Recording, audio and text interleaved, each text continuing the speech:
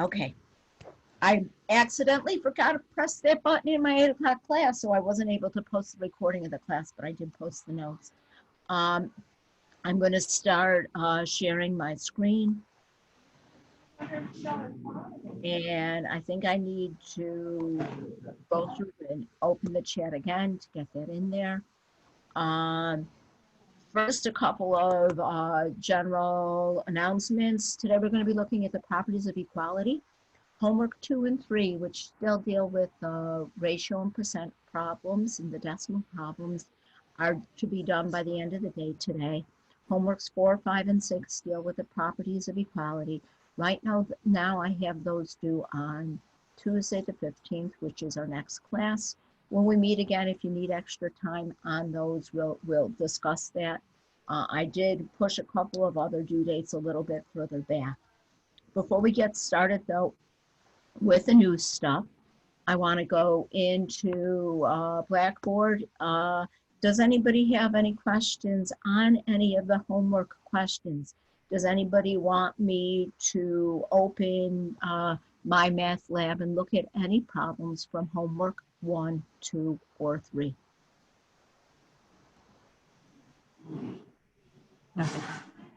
No, we're good with those? And again, when you're working on them, if you have questions on them, please make note of it. Ask in class 9 times out of 10. If there's one student with a question, there's more than one student with a question, and you're doing us all a favor. Also, please don't be afraid to use that Ask My Instructor button with the Help Me Solve This, the problem help. I can't remember the official name of it, but that link in the upper right-hand corner, it sends me the problem you're working on and your last answer, and I will get back to you, hopefully within time. I hope that if anybody sent me an email or sent me a question that I've gotten back to you within an hour or so. The only time I don't is if I'm teaching a 3-hour class, or if it's too late at night, in which case I'll respond early in the morning. But no questions on what we've been working on so far. We're all good? If so, yeah. Could everybody please mute if you're not asking a question, because there is a bit of background noise that's coming in. Doesn't necessarily bother me, but I know some people have a hard time concentrating with that. Today we're going to start looking at what we need to do to solve what are called linear equations in one variable.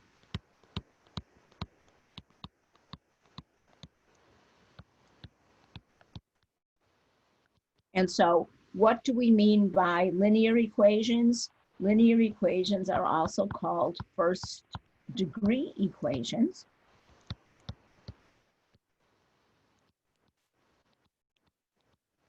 And we're going to be looking at equations with only one variable.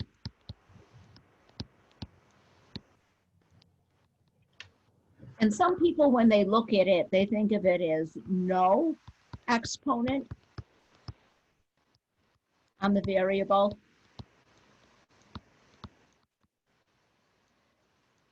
But that's technically not quite right.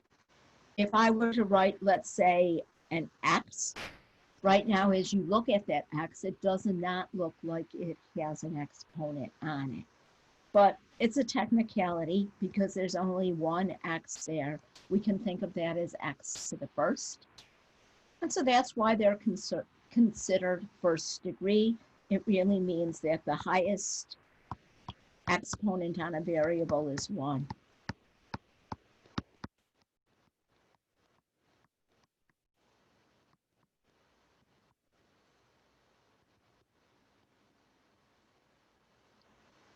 But before we start solving equations, we've got a lot of background rules that we're going to go over to make sure that everybody is on the same page. Is it all right if I slide up, or do you guys need a minute more with this? 1 second. Okay. A minute more. Let me know when you guys are ready. I'll sip some more coffee.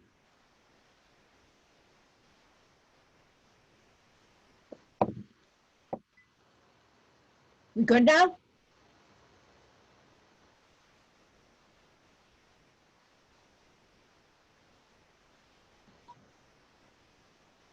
So the first thing that we want to define is an expression.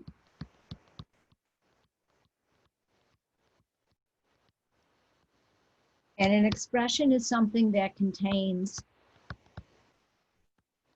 variables, constants, and if I remember, we already discussed constants. Constants are our numbers, and symbols of operation.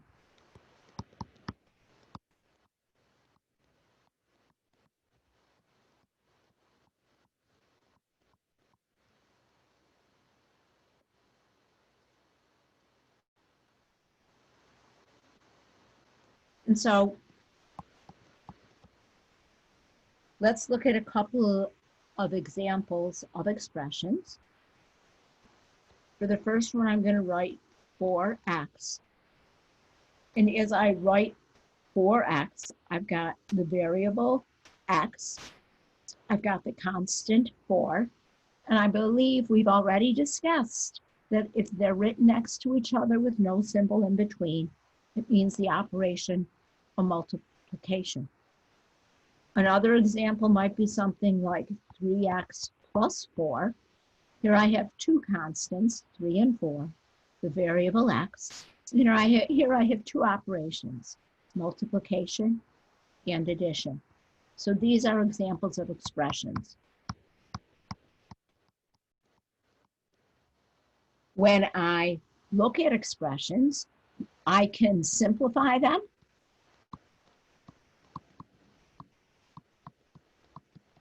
When I look at expressions, I can substitute values for the variables and evaluate. And so if we're looking at an expression, you might be asked to simplify it, you might be asked to evaluate it. What you won't be asked is to solve it, because with an expression, there's nothing to solve. In order to be able to solve something, it's not going to be an expression, but rather it's going to be an equation.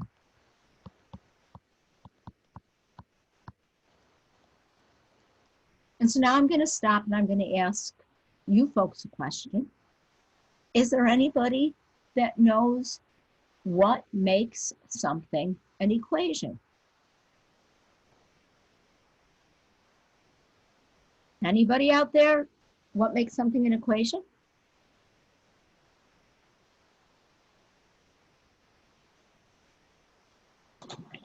It has to have an equal sign.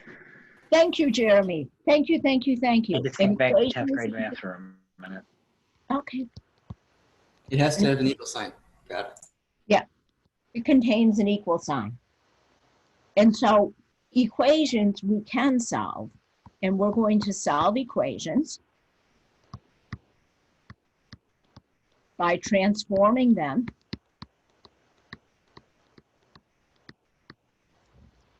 into a form of, it's called an equivalent equation.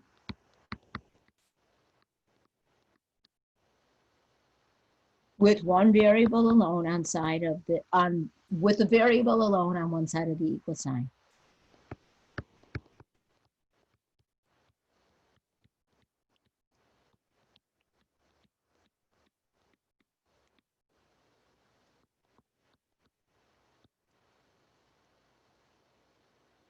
And what's important there, if we look at the idea of an equivalent equation, to be an equivalent equation,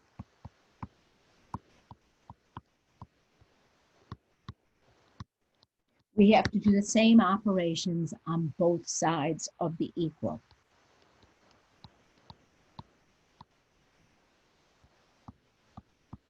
And again, we're going to spend most of today looking at that.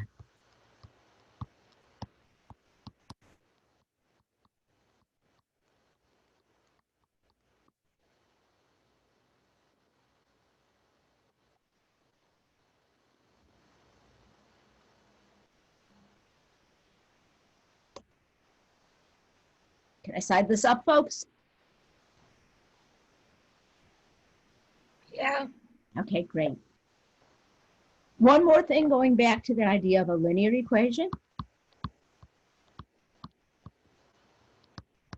Sometimes you look at linear equations being equations of the form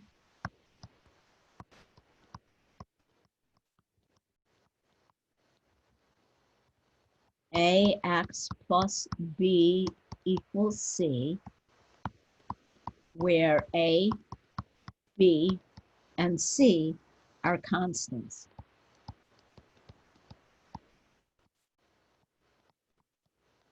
And I'm guessing for some of you, that might look as clear as mud.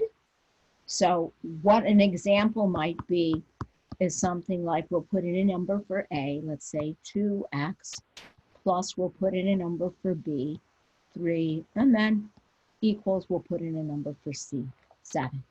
And so we're going to start by looking at what we need to know in order to solve equations of that form. Not going to solve that one yet. We're going to put it off for a little bit. Before we solve it, there's a couple of rules that we need to know. And the first rule, is it okay if I turn the page, folks? Yeah. The first rule that we need to be familiar with is something that's called the distributive property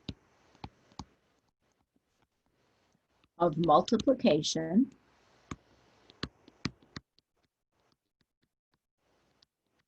over addition.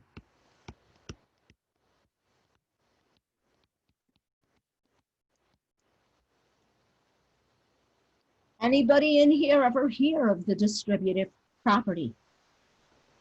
Yes. Yeah. Yeah. If I have something like a times b plus c, I've got multiplication outside my parentheses. I've got addition inside. And if you think about it, if I were in a physical classroom and I were to distribute a paper to the class, I'd pass it out and give it to everybody. And so we're going to pass out that multiplication to each addend.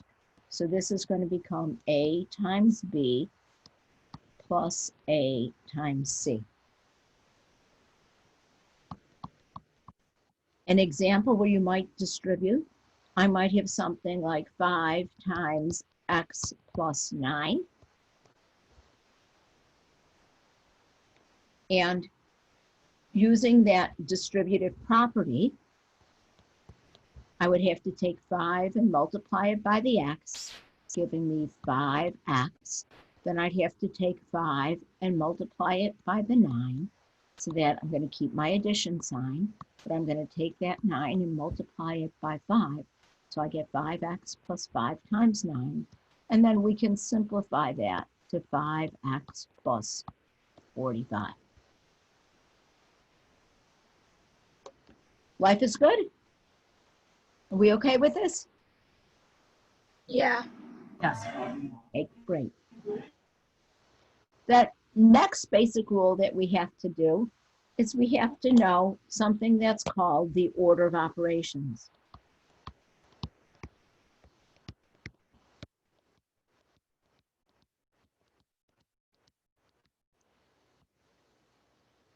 And we need that order of operations because if somebody were to put up a string of computation, we want everybody to always get the same answer. And sometimes your answers can differ based on your approach to the problem. So mathematicians have come up with this distinct order, and if everybody approaches the same problem in the same order, they'll get the same answer. Can I go on the assumption that some of you have heard of the order of operations before? PEMDAS. Yes. PEMDAS, thank you. Yes. And if you can use PEMDAS, great. Not gonna lie, I was always one that used the silly sentence instead, because you're gonna notice over the course of the semester, I can't spell real words, let alone made up words. So I think I spelled PEMDAS okay. I learned it as please excuse my dear Aunt Sally. Anybody else hear of that one? Please excuse my dear Aunt Sally. Yes. There's another one that's a little bit sillier. Anybody ever hear purple elephants marching down a street? A little bit more comfortable, colorful, pardon me, but yeah, always something, right? So both of them, all three of them actually start with a P. And P tells me that I have to start inside what? Parentheses. Parentheses, beautiful.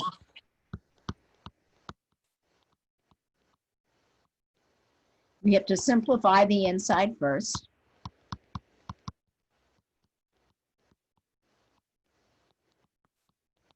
And if there's nested parentheses, you start at the innermost.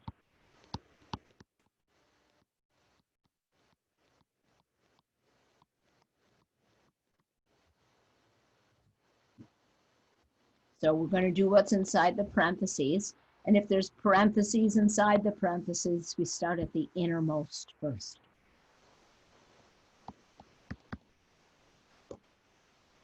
What's the E stand for? Exponents. Exponents, beautiful.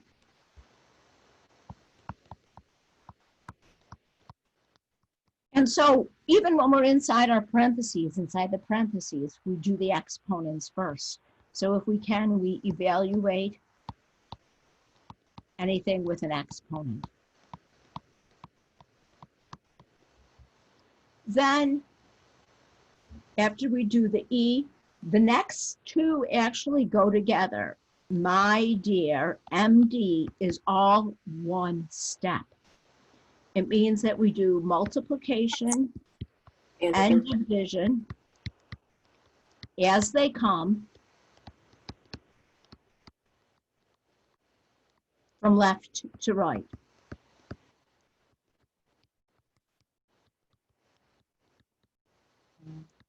As they come in the direction in which we usually read. And then the last two letters, AS, are also all one step, and they stand for, any ideas? Addition, subtraction. Addition and subtract as they come from left to right.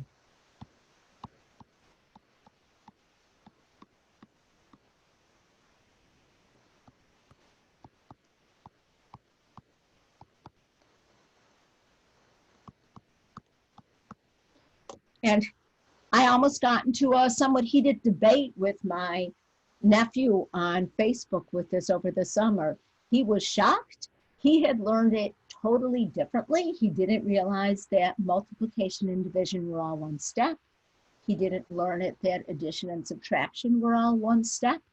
And so he did them in a slightly different order, and he always wondered why, when he was in math class, he didn't get the right number.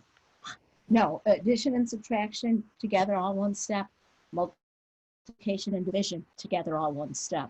You don't clear one first and then the other. And so sounds like you folks are somewhat familiar with this. So I'm going to throw a problem up, and I'm going to ask you folks to simplify for me and see that everybody gets the same answer, I hope. I'm going to have 3 plus 2 parentheses, 5 plus 2 squared minus 4, close parentheses, plus 8 divided by 2 times 6. And so I'm going to shut up for a minute and ask you folks to do that problem and tell me what you get. And again, I guess if you really, really wanted to, as long as you're careful and you use your parentheses keys, you could evaluate something like this using a scientific calculator, but it has to be a scientific calculator and you've got to use those parentheses keys. But let's see if everybody can do this on their own.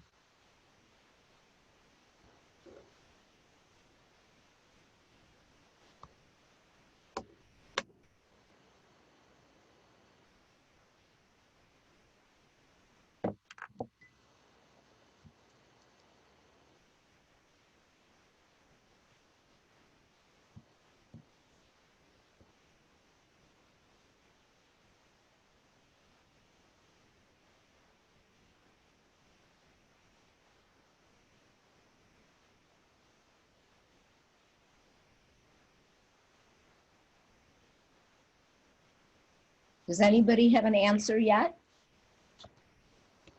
No. Okay, I'll wait.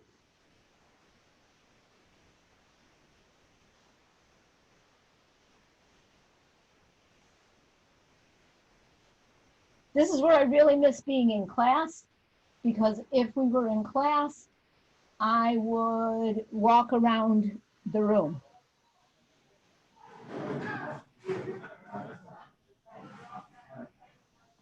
Oh, shoot, I missed. Miles, Paul, are you here? I accidentally hit a button on the other computer and I don't know if I changed attendance or not. Miles Cooper?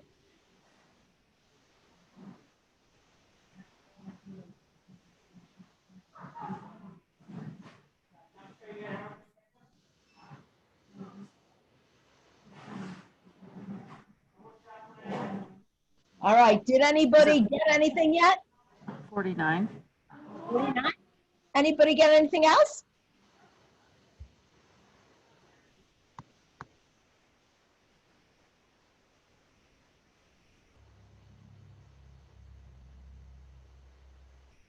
I'm thinking I might have gotten something different. Let me make sure I copied the problem right.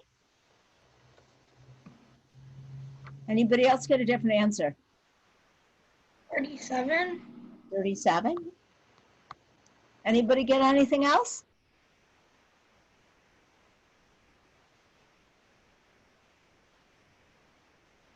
Should we go through and do it together? P, Yes. parentheses, so I'm going to start looking inside the parentheses. Inside the parentheses, what should I do first? E, my exponents. So 2 to the second is 4. So inside my parentheses, I have 5 plus 4 minus 4.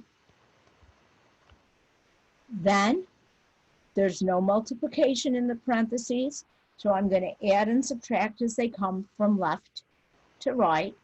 5 plus 4 is 9, minus 4 is 5. So now we've changed this into 3 plus 2 times 5 plus 8 divided by 2 times 6. So far, so good. Then, parentheses are cleared, exponents are cleared. We're going to multiply and divide as they come from left to right. So this How about is 69? plus. Okay, what did you get? 69. 69, okay. So now this becomes 3, 2 times 5 is 10, plus 8 divided by 2 is 4. And then we have to multiply that by 6. So that becomes 3 plus 10 plus 2 times 6 is 24. And so that becomes 13 plus 24, or 37.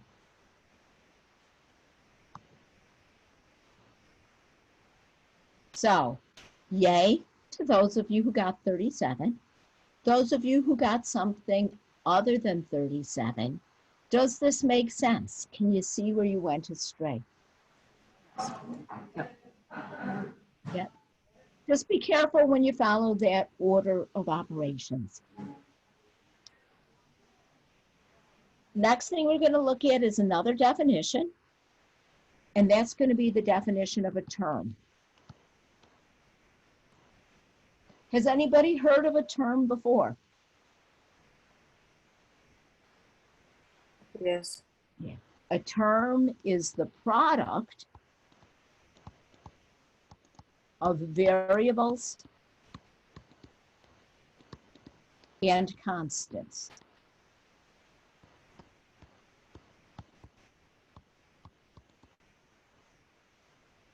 And so the key word in this is product.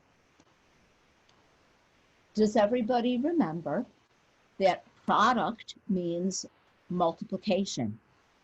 And so a term is a group of things that are connected just by multiplication. Some examples of terms might be 3x. That's the constant 3 multiplied by the variable x. We could have more than two things multiplied. We could have something like negative 15xy. And we could have something like x squared y. Because if I look at that x squared, exponents just show repeated multiplication. So that would be like x times y. When you look at terms, you sometimes are asked to determine if you have like terms. And like terms will be terms that have the same variables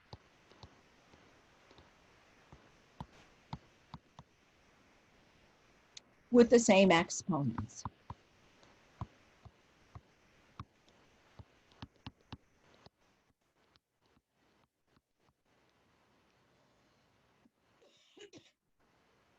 And so I'm going to ask for your input on the next few.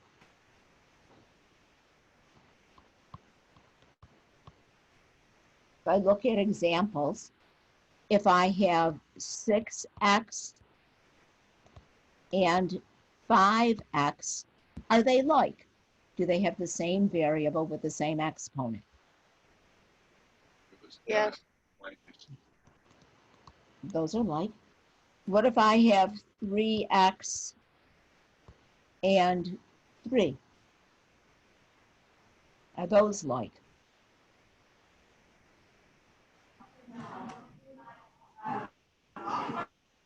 Nope. No, one has an x and one does not. What if I have 3x and 2x squared? Are those like? They both have x's. No. No, because of the exponent on one and not the other. What if I have 4x to the third and negative 2x to the third? Are those like? Yes. Yes. And the last one, what if I have 2xy and 7yx? No. Why not? What are the variables in the first one? X and Y. Beautiful. What are the variables in the second one? Aren't they also x and y? Yeah, but they're in a different order. But that order doesn't matter. So these ones are going to be like, and it's because we've got something that's called a commutative property.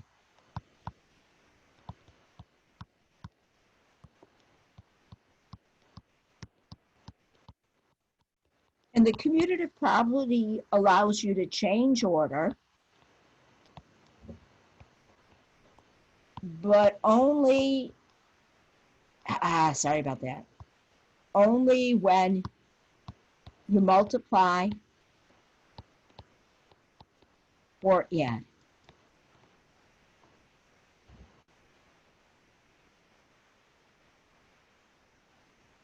So, for example, is everybody familiar with the idea if I took 2 times 3, it would be equal to the same as 3 times 2?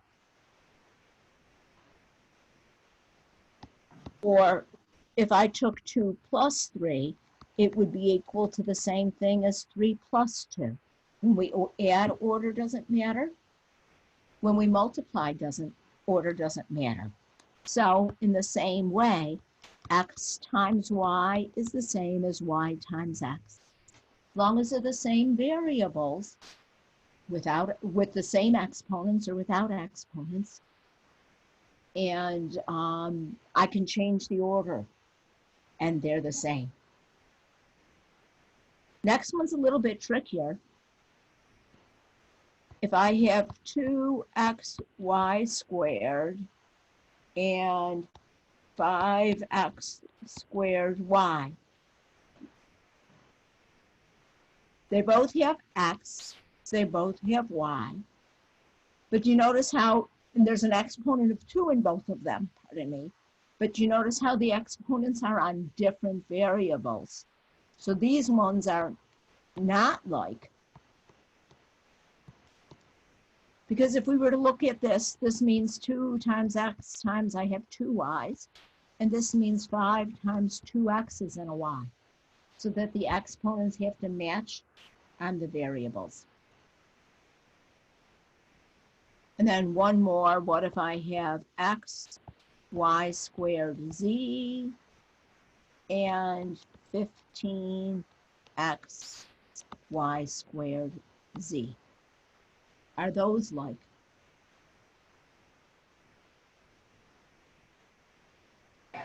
Yes. Yes. And the reason that we need to decide if terms are like or not is because we're going to see, is everybody okay if I turn the page? Yes. That we're going to be able to combine like terms, but only like terms. And to combine like terms, we're going to do that to simplify an expression.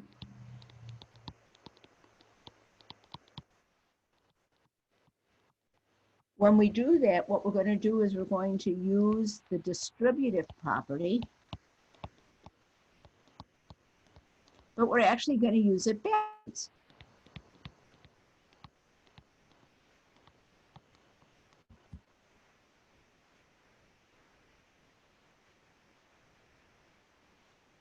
How are we going to use it backwards? Normally with the distributive property, we think that if I have A times B plus C, it's equal to A times B plus A times C. Usually we read that going from left to right. When we combine like terms, we do it backwards from right to left. To add or subtract,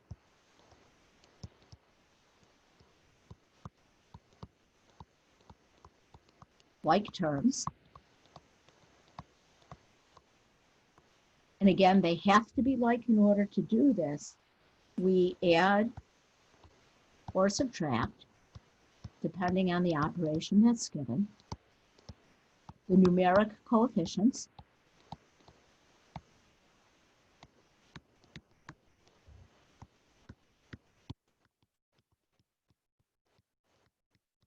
the variable parts have to be the same, and they stay the same.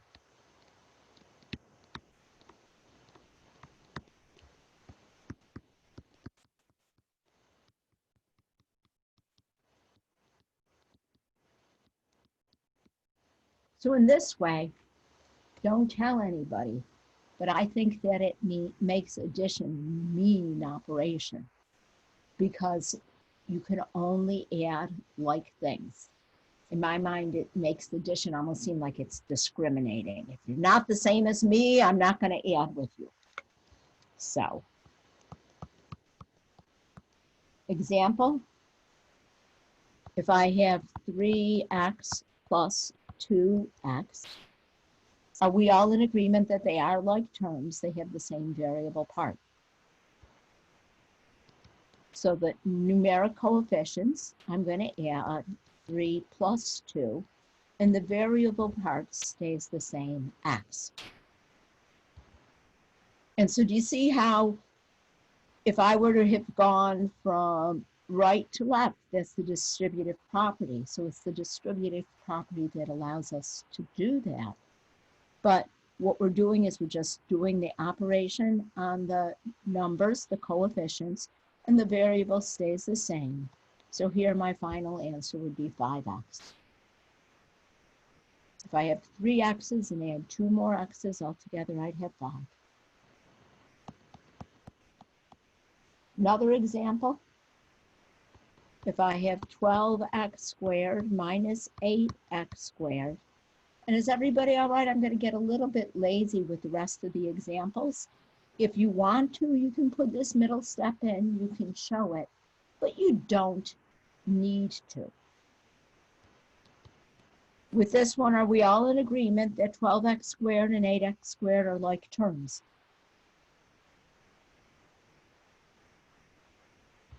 So doing the operation on the numbers, 12 minus 8 would give me 4x squared. 4, and they're both x squared, so I stay x squared. In order to add or subtract, they have to be the same, and they stay the same. What if I have another example? 4x minus 3x plus 2. With this one, some are like and some aren't. I can only combine the like ones, the 4x and the 3x. 4x minus 3x would give me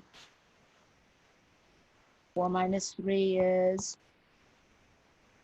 1x. And because the 2 is not like, I cannot combine it. I need to leave it at the end, plus 2. 1x means 1 times x. When I multiply by 1, it doesn't change it. So there's no need to write that 1. So usually you'll just see this as x plus 2.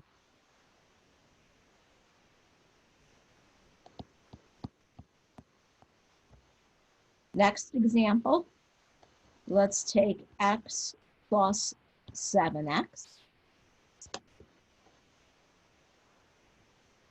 And these two are like because they have the same variable. The variable parts are the same. What makes this different though is right now I don't have a coefficient on my x. Like we said with the previous one, if it's just x, we're going to put in a coefficient of 1 because 1 times x is the same as x. And so if there's no coefficient written, the coefficient is 1.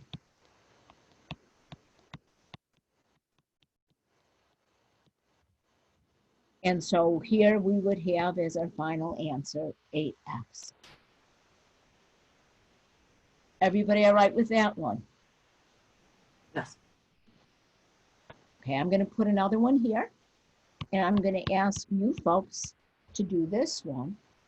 What if I have 4x plus 6 plus x minus 2?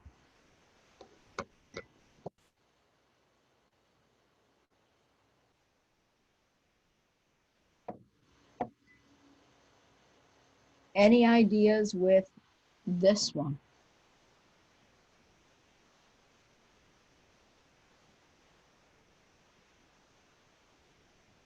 Some are like and some aren't.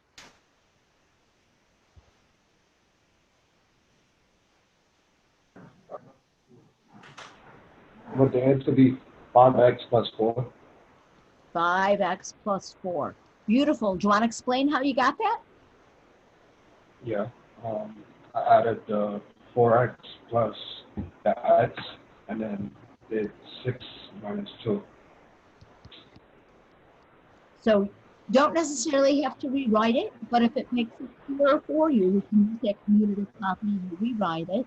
We'll add the x's. 4x plus x is 5x. And then we'll do the arithmetic with the constants. Beautiful. Great job and great explanation. Thank you. Everybody on the same page with that one?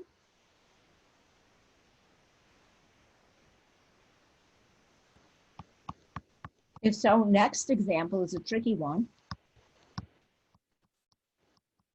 This time, let's simplify 3x squared plus 2x to the third.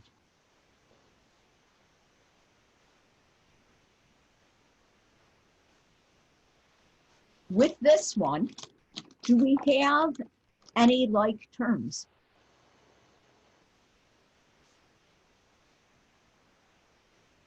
Yeah. X. They both have x's, but do the x's have the same exponent on them? No. No. And so because the exponents are different, I'm going to say because they have different exponents on the x, they're not like. So we cannot combine them.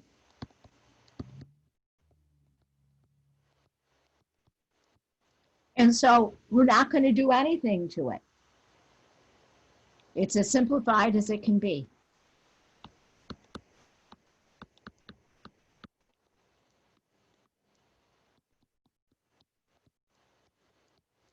So with this one, our final answer would just be that 3x squared plus 2x cubed.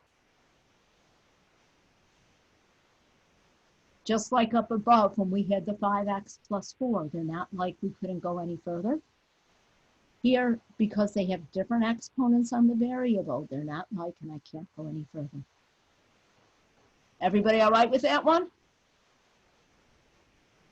Yes. Great. In which case, we started today talking about saying we were going to solve equations using our properties of equality. First property we're going to look at is the addition property of equality.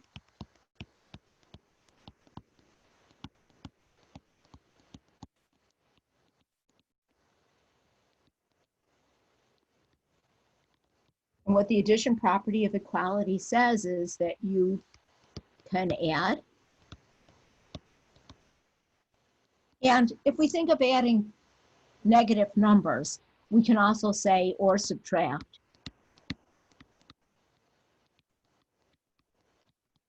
The same quantity from both sides of an equation. Whoops, how do you spell from? Sorry about that.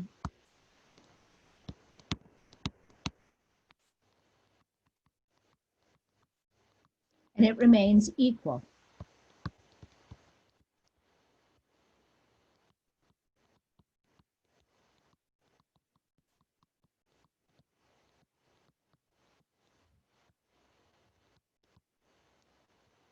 You can add or subtract the same quantity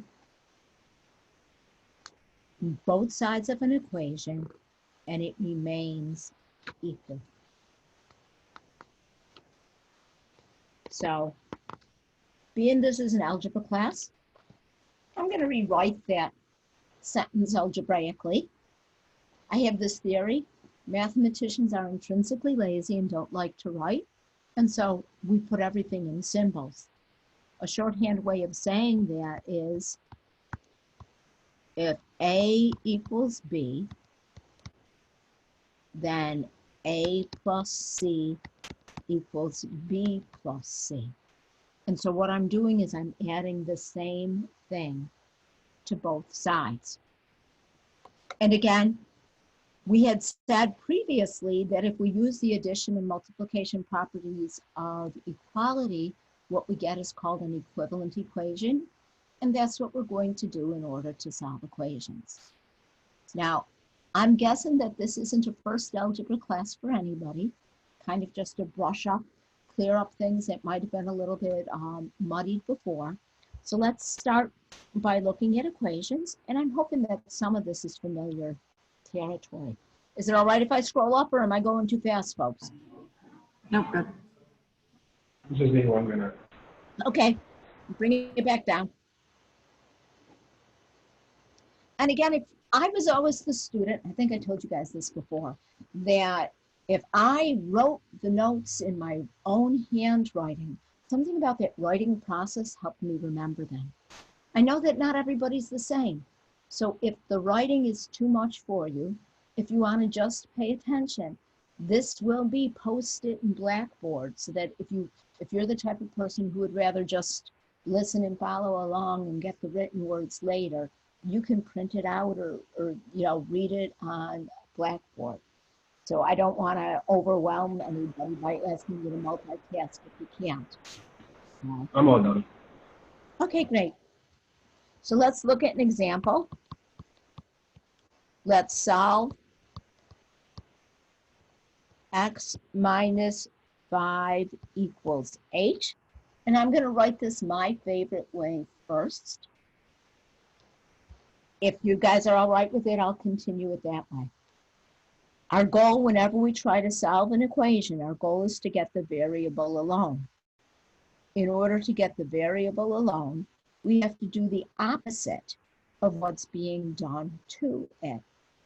So over here, we're subtracting 5. The opposite of subtraction is addition.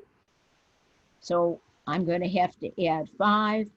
And this addition property of equality is kind of like saying an equation is a balance. Whatever I do to one side, I have to do to the other. What I like to do to make sure that I'm doing it right is I put an equal sign in between those two plus 5s, because plus 5 and plus 5, it's the same thing. And I want to make sure that I line up my equal signs, because we'll eventually get some equations that are a little bit more involved. And when they get more involved, some people, if they don't put those equal signs in the middle, tend to make careless mistakes. So I like to put that equal sign in the middle and make sure they line up. And then I add down. Here I get x. Minus 5 plus 5 is 0. And I don't have to show adding 0. And so my answer is 13. Does that look familiar to everybody?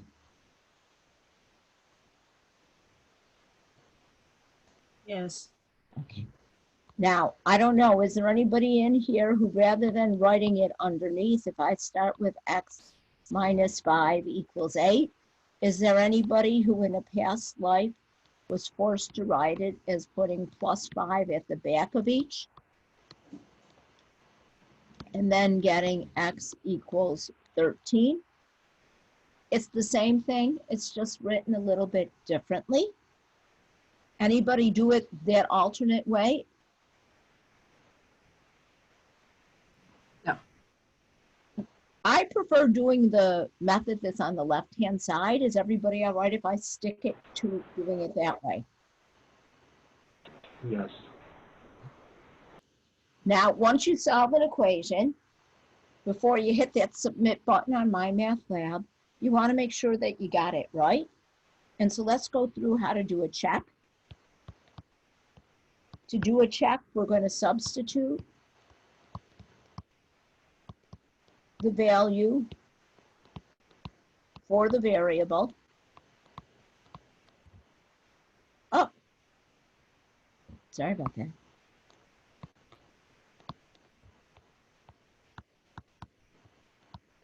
And we always do it in the original equation.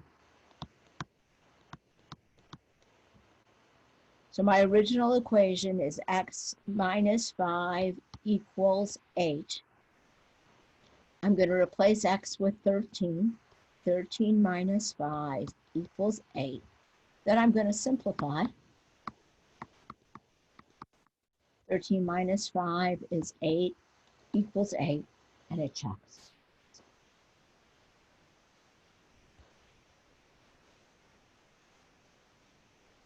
Has everybody seen a check before?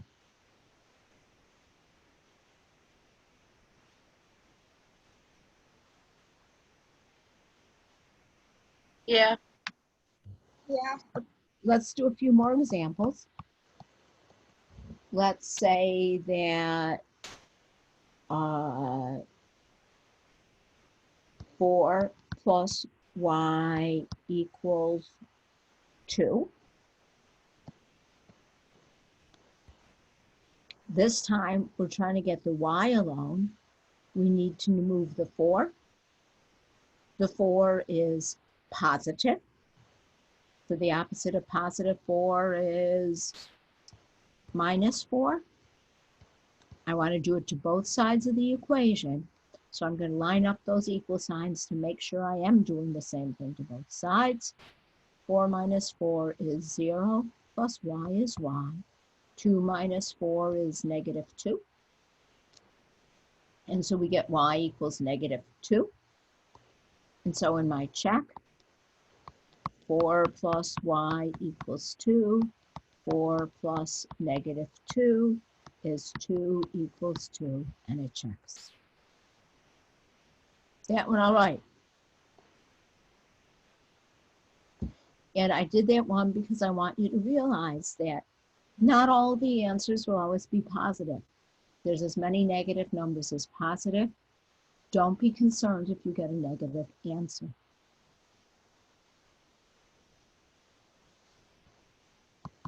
Next one, let's say I have x plus 1.7 equals 0.3.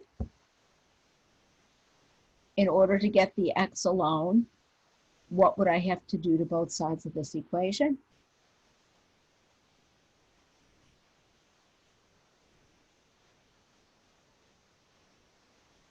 Anybody?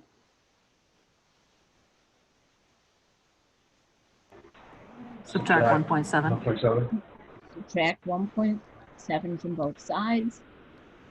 And so when we do that, we get x equals negative 1.4. And so when we do our check, negative 1.4 plus 1.7, does that equal 0.3? Whoops, there's a decimal in there. And when we do our computation, we get yes, it does.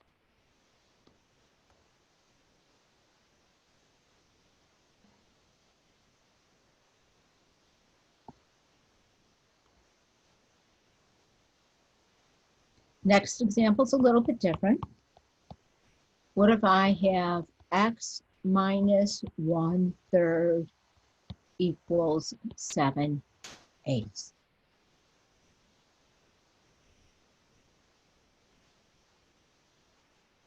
Here, in order to get the x alone,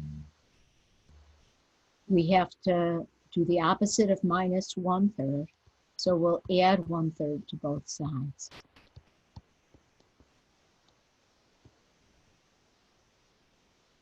Lining up the equal sign to make sure I'm doing the same thing to both sides. Minus 1/3 plus 1/3, because they're opposites, they add to 0. And I don't need to show adding 0. But now I'm wondering, how comfortable are you folks with the addition on the other side? Can anybody remember what you need in order to add fractions? The same denominator? Yep, same denominator. And so as I look at what's on the right-hand side, I've got eighths and thirds. My denominators are different. What can I do to make the denominators the same?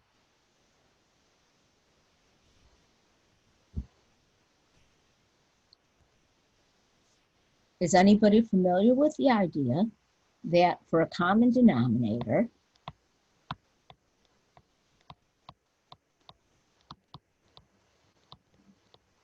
I can always just multiply my two denominators, and so that would be 24.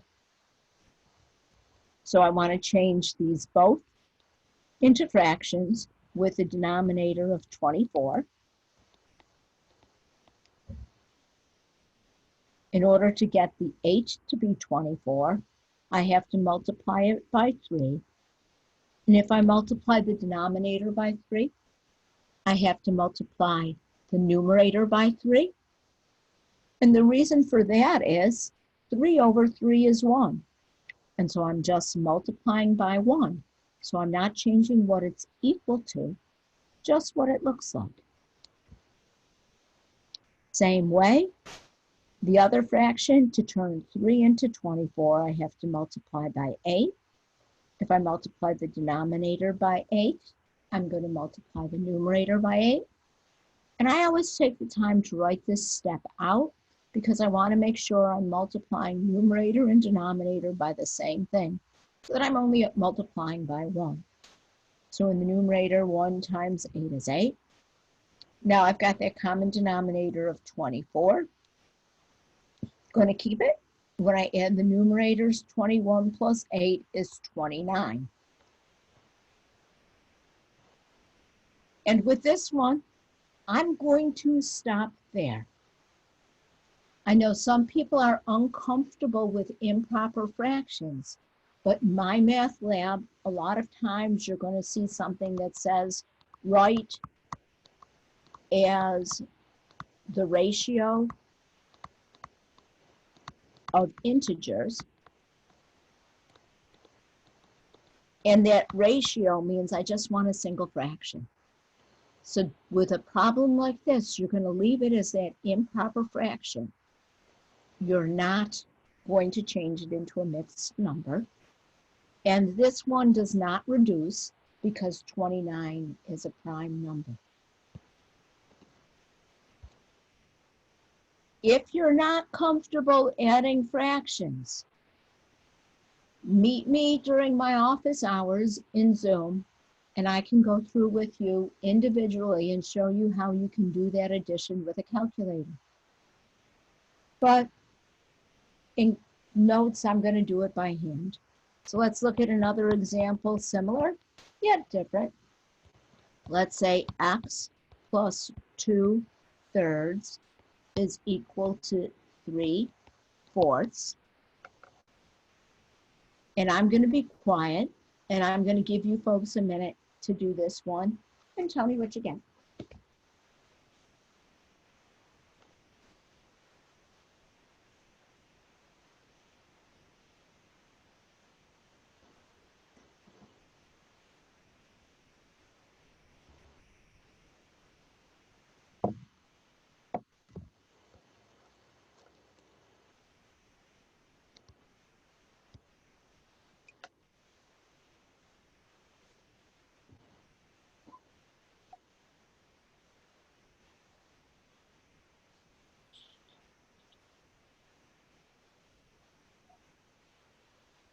I wish I could walk around and look over your shoulders, but it's not happening right now. Anybody get an answer yet?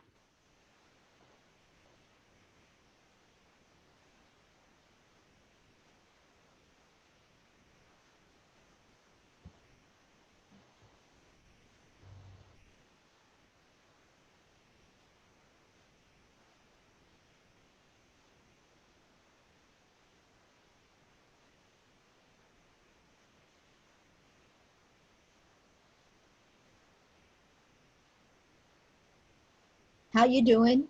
What you getting? Is it 1? There's a 1 in there, but I don't think it's the whole number 1. You want to tell me what you did? To get the x alone, what do we have to do on the left-hand side? Subtract 2/3. Beautiful. And if I do that on the left, I'm going to do that on the right. Now, these guys don't have a common denominator. So for my denominator, for your denominator, what are you folks using?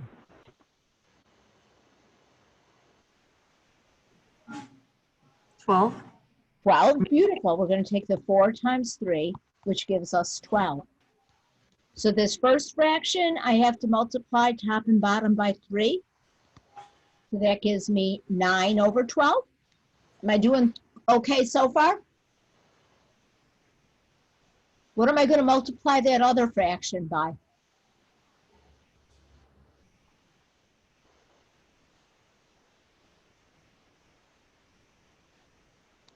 Four over 4, which gives me 8/12. And now when I subtract, I get 1 in the numerator, but don't lose the denominator. It's not 1, it's 1/12. All right? How do you get the 1/12? I got to that point with the 9/12 and the 8/12, but then I Okay. lost track. I'm going to try to scribble it in on the side over here. This might be easier to see sideways. If I have 9/12 minus 8/12. Fractions are actually like algebraic expressions. In order to add and subtract, they have to be the same. They're both 12ths, and they stay the same. So if they both have a denominator of 12, my answer is going to have a denominator of 12. And when I add or subtract, I do my arithmetic on the numerators. And so 9 minus 8 would give me that 1/12. Better? Yep, thank you. Okay. Addition and subtraction, they have to be the same and they stay the same, whether it's the denominator of a fraction or whether it's the variable part of a term. You can only add and subtract things that are the same. Okay? Next few examples are going to be a little bit different. In the next few examples, I'm going to add a couple of directions to the side. I'm going to have, let's say, 3x plus 10 equals 4x. Does anybody notice anything different about this one?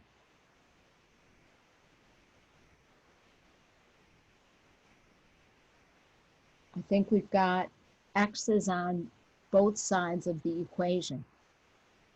The first thing we have to do is simplify each side if we can. And so over here on the left, I have 3x plus 10. Can I add those? Are they like?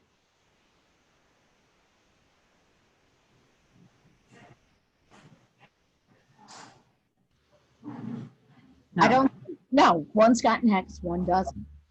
And so then what we'll do is we'll use the addition property of equality.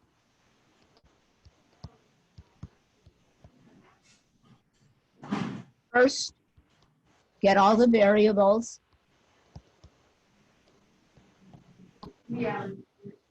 On the same side of the equal sign.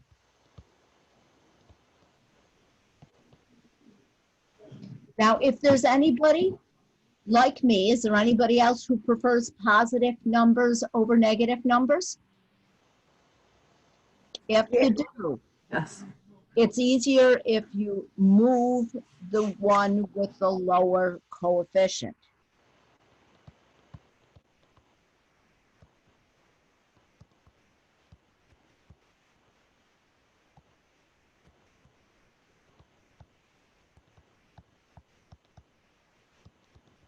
So what the heck does that mean? As I look at this equation, does everybody see that I have x's on both sides of the equation? So it's easier to Which move is the smaller, x. 3 or 4? 3. So I'm going to do the opposite. I'm going to minus 3x from both sides. Notice I'm lining them up underneath. I'm lining up the equal signs. 3x minus 3x, well, anything minus itself is 0. And so that leaves me with 10. 4x minus 3x, they're like terms. They both have x's, so I'll keep it. 4 minus 3 is 1. So my final answer is that x is equal to 10. Let's do a check with this one. Because with this one, please notice when I do my substitution, I have to substitute on both sides. I'm going to replace the x with the 10 in both sides of the original equation, and I'm going to see, are those equal? On the left-hand side, remember order of operations, I multiply first. So that's 30 plus 10, or 40. And on the right-hand side, I get 40, and it checks.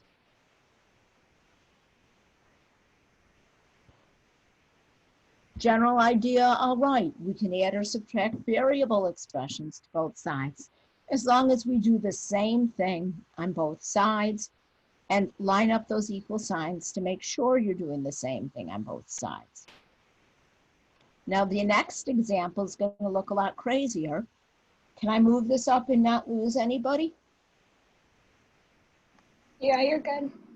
Thanks. Next example. Let's have 10w plus 3 minus 4w plus 4 is equal to negative 2w plus 3 plus 7w. Is that one a mouthful or what? If we were in class, what you would see me do is physically put my hand over the right-hand side. For a minute, I want you to just focus on what's on the left. Some people just start moving things right away, but that's not always the best choice. Let's look at what's on the left. Before I can do anything else, can I simplify what's on the left? Do I have any like terms there? Yeah. Yeah. 10w minus 4w is 6w. Plus 3 plus 4 is plus 7.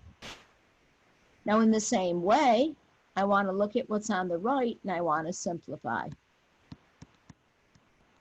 Do I have any like terms on the right? Minus 2w plus 7w would give me 5w plus 3. And I know a lot of people don't take the time to do that step first, but as I go through and simplify it, since it's simplified, does it look better? You simplify things first, it makes your life simpler, is what I like to say. But we still have the w on both sides of the equation. So What did now you do on the top right? I'm sorry. You did 7w minus 2w? Yep, Okay, thank you. those are my like terms. Now I've got w's on both sides. The next thing is to gather all of the variables together. It's a matter of choice. Would you rather move the 6w or the 5w? And again, my recommendation, if you like positives better than negatives, is move the smaller one. So I'm going to subtract 5w from both sides. I've got the equal signs in between. And when I write it, I try to line up my like terms. 6w minus 5w is 1w plus 7. And on the other side, 5w minus 5w leaves me the 3.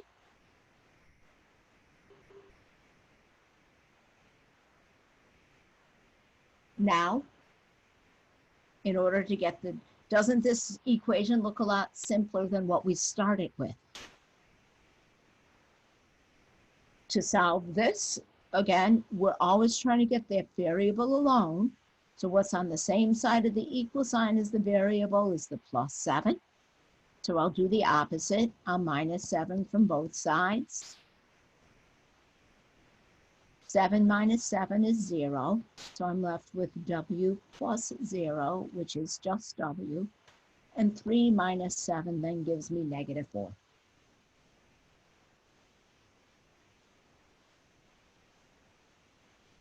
So simplify first. After you simplify, get all of the variables on one side, and then get your move your constants to the other. How's that one? Good.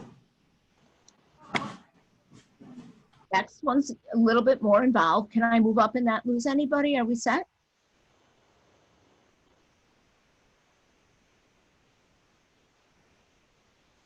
Next one, I've got -4 parentheses, k plus 2, close parentheses, minus parentheses, -3k minus 6, close parentheses, equals -2k. I think that one's a mouthful. With something like this, again, I want to start by simplifying each side. I'm going to start on the right. -2k is a single term, so I can't simplify that. On the left, I think there's a heck of a lot of work that I can do to simplify this. What I want to do first, if I have multiplication in front of parentheses, is distribute.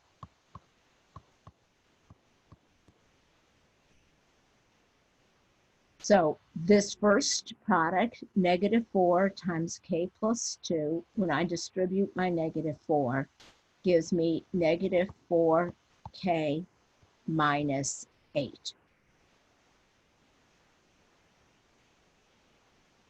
Can I go on the assumption that everybody's comfortable with that part?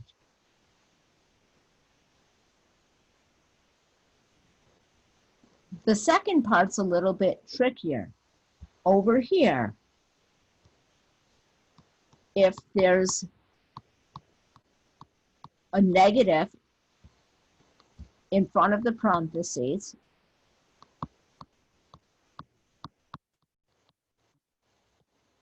want to distribute the number -1. So over there, where it's negative of -3k minus 6, I'm going to just throw a little number 1 in front. I can do that because when I multiply by 1, I don't change what it's equal to. And so this tells me I'm going to distribute that -1 to both, which turns that into negative times negative is +3k. Negative times negative is +6.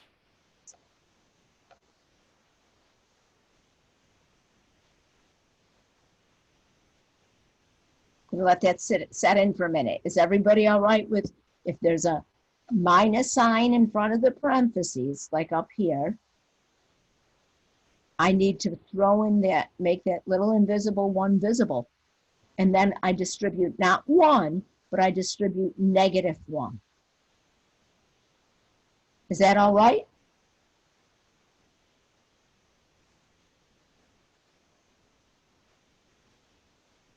I didn't lose anybody, did I? Can you guys still hear me? Yes. Yep, got it. All right, so now I've got like terms. -4k plus 3k would give me -1k. Minus 8 plus 6 would give me -2 equals -2k. Now I've got k's on both sides. I want to move the smaller one. -2 is more negative than -1. So I'm going to add 2k to both sides.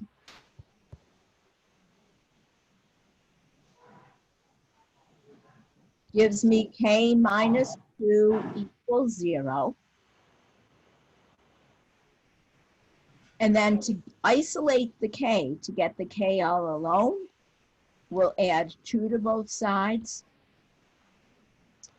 and we'll get k equals 2.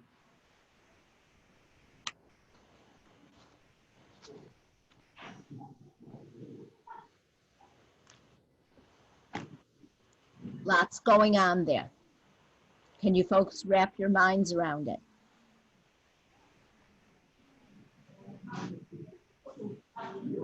I can. It takes me a while to do it, and I have to write a lot of, take up a whole page, but.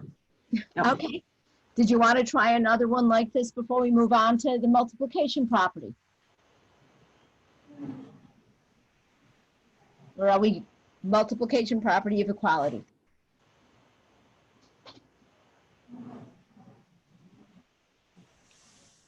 Sure.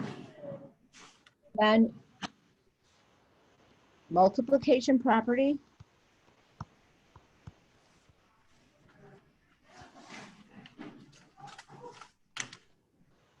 of equality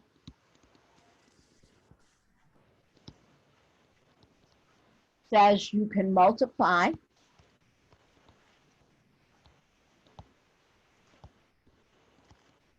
or divide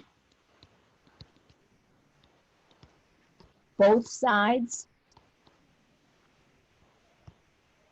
of an equation by the same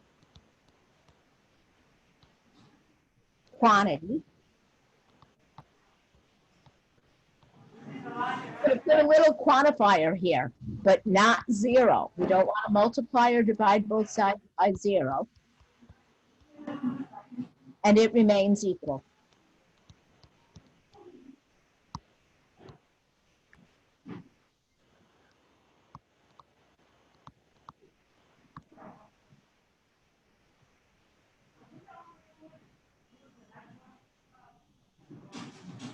And again, I think that's too much writing. So I'd rather do this one symbolically. I could say that if A equals B, then A times C equals B times C. And A divided by C equals B divided by C, as long as C is not 0.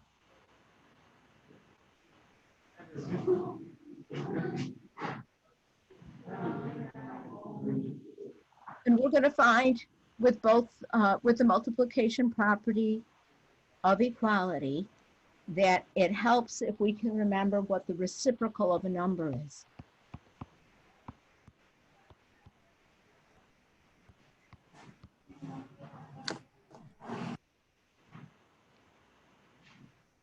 The reciprocal of a fraction, A over B, well, when I turn that upside down, I get B over A. And what's special about reciprocals, their product is 1.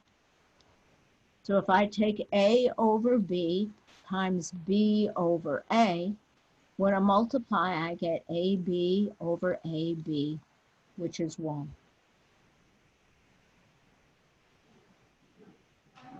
Instead, if I just have plain old number A, can anybody remember how to find the reciprocal of a plain old number if it's not a fraction? For example, what's the reciprocal of 2?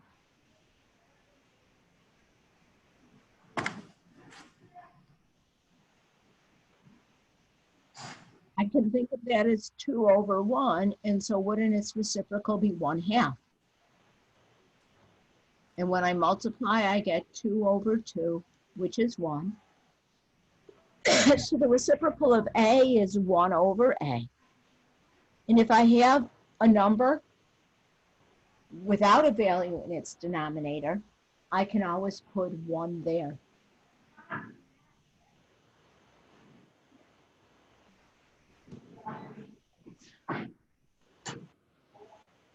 So we're going to make use of our reciprocal pairs a lot. But I think the first couple of examples you can do without.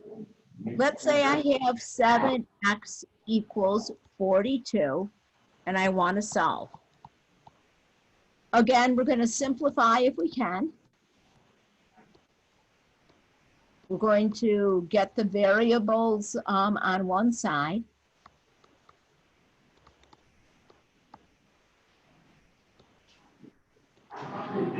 Using addition or subtraction, if we need to.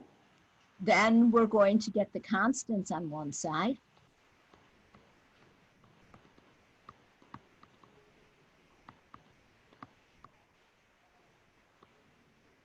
Using addition or subtraction. And then we're going to use multiplication or division to get a coefficient of 1.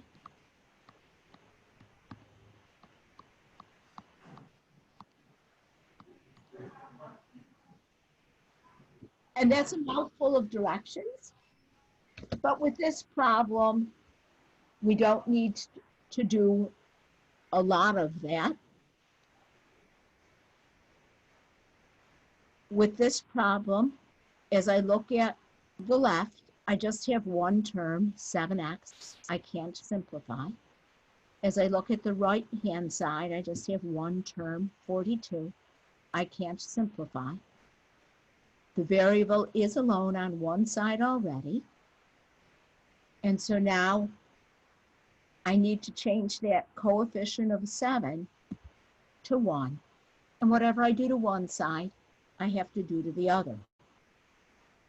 So I'm going to rewrite the equation, 7x equals 42. Because this is multiplication, is everybody all right? I'm going to just divide both sides by 7. 7 divided by 7 is 1. So that's going to leave me with 1x, which is just x. And 42 divided by 7 is 6. So my final answer will be x equals 6.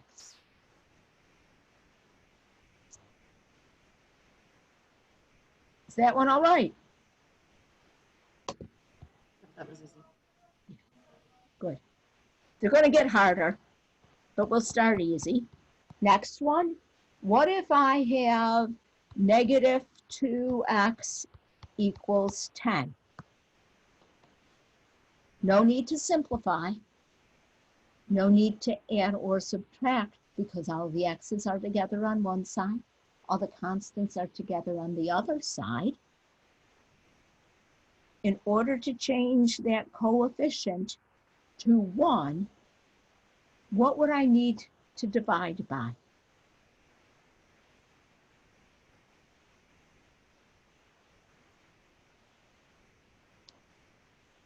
The coefficient is negative 2, so I'm going to divide both sides by negative 2. Negative divided by negative is positive. 2 divided by 2 is 1. So I've got my 1x. And then 10 divided by negative 2 is negative 5.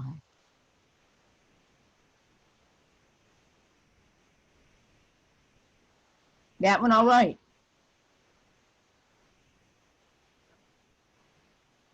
Hopefully equally easy. Yeah. Next one, I'm going to have x over 5 equals 13.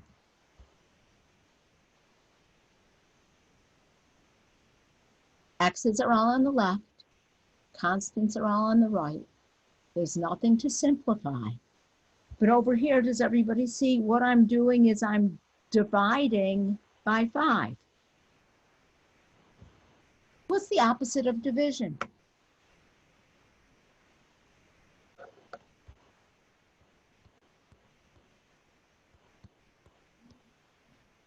Multiplication. So I'm going to multiply both sides by 5. What I do to one side, I do to the other. Over here, if I think of this as 5 over 1, that would give me 5x over 5, or just 1x. And on the other side, I'd get 65. That one look okay. Some people take a different approach based on what we did earlier, where I have that x over 5 equals 13. Is everybody all right that 13 is the same as 13 over 1? And now, doesn't it look very much like the proportions we were working with earlier? And so we can think of cross multiplying. And cross multiplying, we get 1x equals 65. Another way of looking at that problem, depending on whether you see the glass as half empty or half full. That one all right? Yeah? Next one's a little bit different. What if I have 3/7 x equals 9?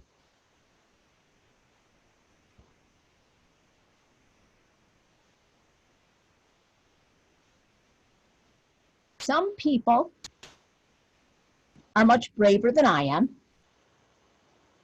As I look at this one, does everybody see that what I'm doing is I'm multiplying by 3/7? Is there anybody who would want to do this one by dividing both sides by 7/3? No, I'm sorry, I wrote that wrong. Divide both sides by their coefficient 3/7. As a rule, I don't like that because fractions over fractions, I think, look ugly and scare me. They're called complex fractions. Instead, if the coefficient is a fraction, it's easier to multiply by the reciprocal.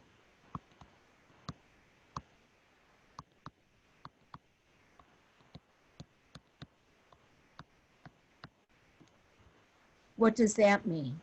Where I have that reciprocal of the coefficient. I apologize, I forgot to add that word. Where I have 3/7 x equals 9.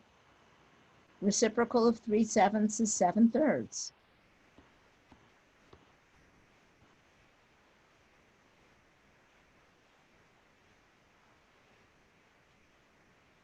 Because they're reciprocals, by definition, I know that this side multiplies to 1x. On the other side, to do that multiplication, you might want to think of that 9 being over 1. 9 times 7 is 63. 63 divided by 3 would give me 21.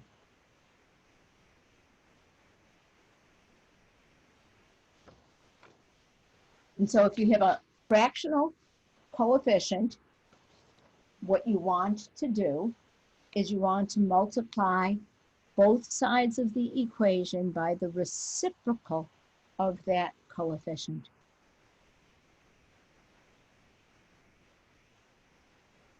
Can you say that one more time, please? If you have a Just what you wrote. fractional coefficient, you want to multiply both sides of the equation by the reciprocal of the coefficient. If you have a fractional coefficient,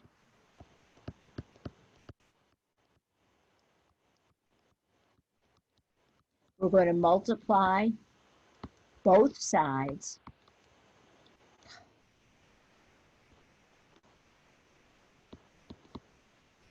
of the equation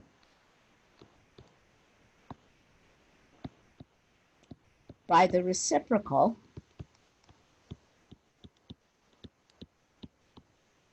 of the coefficient.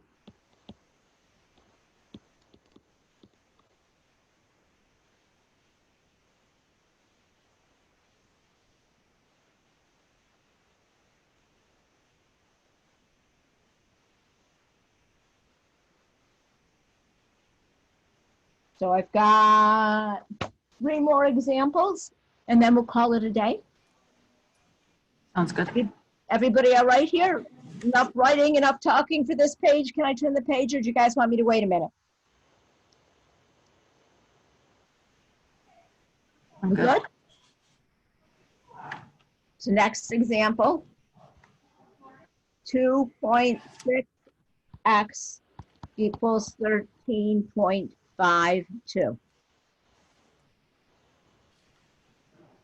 Whenever I look at an equation, the first thing I say to myself is, self, can I simplify it? Is there any work that I need to do on the left? I got one term. Is there any work that I need to do on the right? No, I've got one term. X is on one side, constant is on the other. So in order to get this X alone, I want to make its coefficient 1.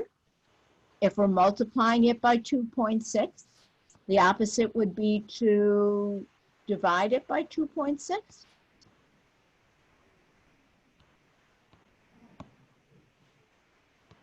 And when I take 13.52 and divide it by 2.6, what do I get?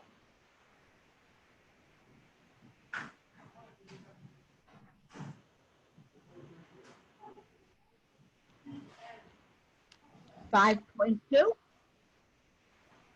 And so while it looks a lot different with decimals, the process is the same.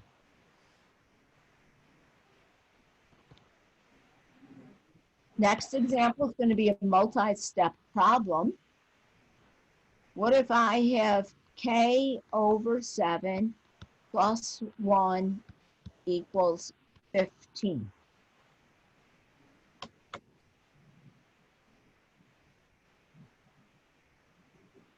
There's two terms on the left, but are they right? Pardon me, can I combine them? I don't think so. There's only one term on the right, so there's nothing to simplify there. There's only one variable, so I don't have to move the variables. Looking at this equation, does everybody see what I would do first? Is I would have to take the use the addition property. The opposite of +1 is -1.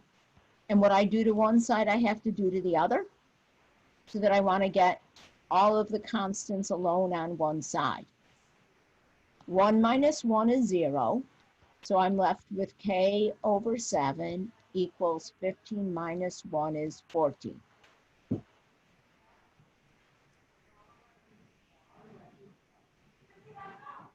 Now, if I'm dividing by 7, the opposite of division is multiplication. So I'm going to take both sides of that equation and multiply by 7. If I think if this is 7 over 1, I get 7k over 7. Or the 7's canceled to leave me with 1k. And 14 times 7, I believe, is 98.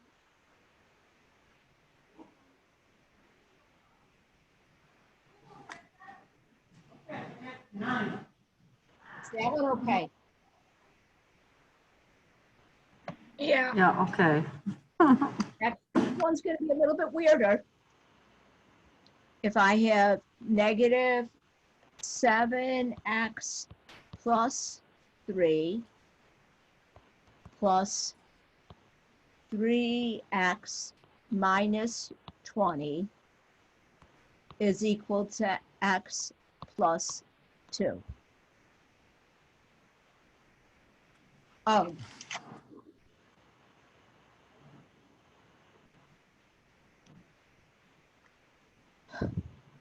Can I simplify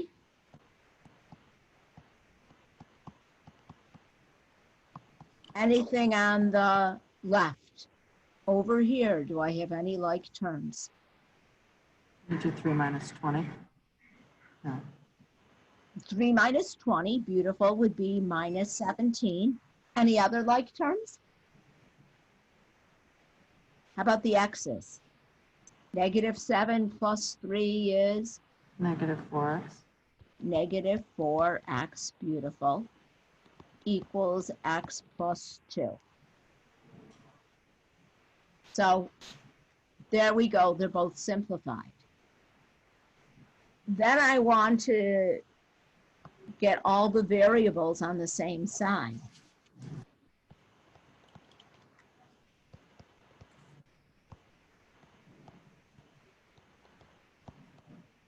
And I'm going to do that using addition or subtraction. Do you see how I've got an x on both sides of the equation? I find that disturbing. I want to put all of my x's together. It's a matter of personal preference. Would you rather move the minus 4x or the positive 1x? Anybody have a preference? The positive. Okay, the opposite of positive 1x is minus x. So we'll minus x from both sides.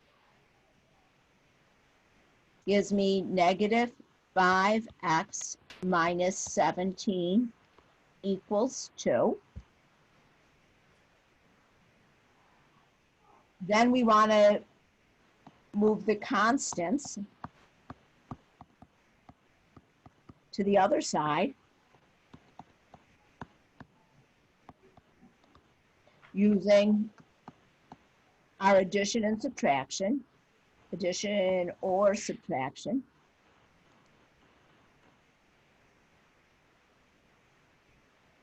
So we've got the x on the left. The 17 is a constant, it doesn't have an x. So I'm going to add 17 to both sides. And I want to line up the equal signs to make sure that I am indeed doing it to both sides.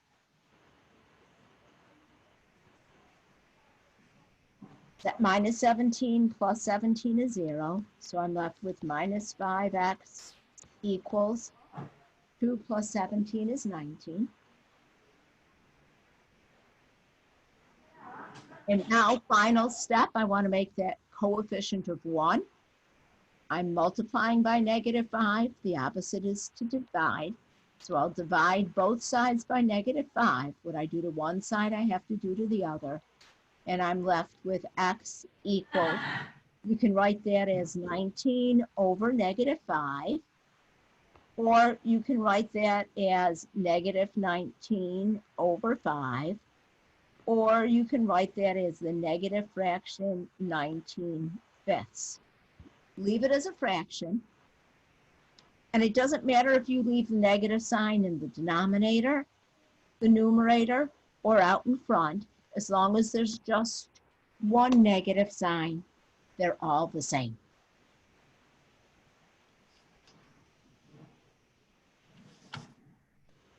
Do you notice up here at the top, if my very first step is to simplify, combine like terms if I can, do you see how it's, you start out by simplifying. It takes a long, drawn out, crazy looking equation and it makes it into a lot easier one. So you always simplify as much as you can first. What do you folks think? A lot for one day? Yes. Okay, next class, we're going to start looking at applications. Applications are word problems.